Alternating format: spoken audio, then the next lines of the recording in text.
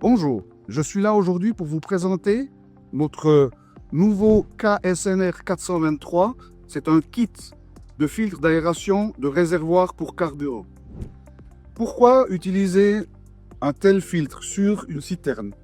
Tout simplement parce que quand votre citerne de gasoil est pleine, il n'y a pas d'air à l'intérieur. Mais au fur et à mesure que vous utilisez votre carburant, le niveau descend et vous allez faire une entrée d'air dans la partie supérieure du réservoir. L'air qui va rentrer dans ce réservoir, c'est l'air ambiant qui est contaminé par de l'humidité et des poussières ambiantes. Donc, cet air contaminé va venir contaminer automatiquement votre carburant. Donc, le but, c'est de filtrer cet air ambiante pour qu'il n'y ait aucune contamination possible de votre carburant. À l'intérieur de ce kit, qui est fait pour être installé facilement, vous avez ici sur la boîte le détail de toutes les pièces composant ce kit. Maintenant, on va le déballer ensemble. Tout d'abord, une petite notice de montage avec tous les composants à l'intérieur.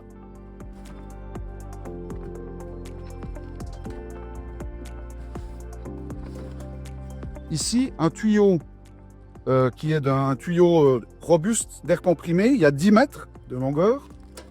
Un indicateur de colmatage avec toutes les petites connectiques possibles. L'élément filtrant FSNR 423.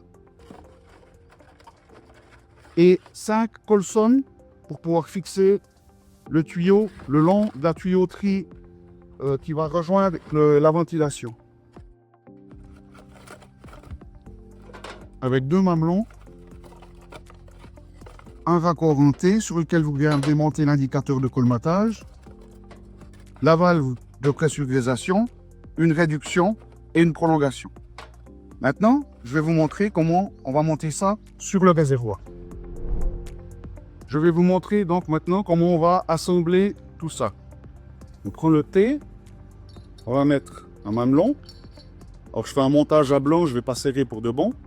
Après, on va mettre, il y a une flèche qui indique le sens de sortie, donc on va faire en sorte que l'air puisse sortir.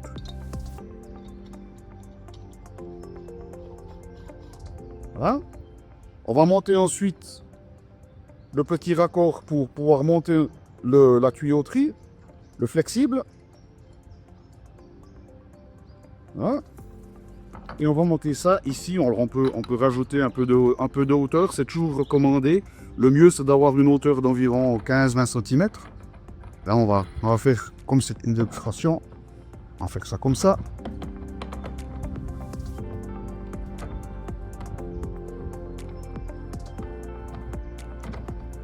Voilà. Et on peut monter le filtre.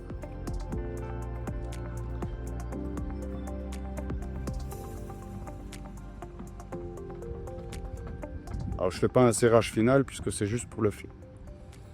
Une fois que tout ça est bien serré, on peut monter le tuyau ici dedans juste en le poussant. En le poussant ici, hop, une fois on entend un petit clic et on voit qu'on ne peut pas le ressortir. On va pouvoir ensuite installer l'indicateur de colmatage. Donc on va monter un petit raccord ici.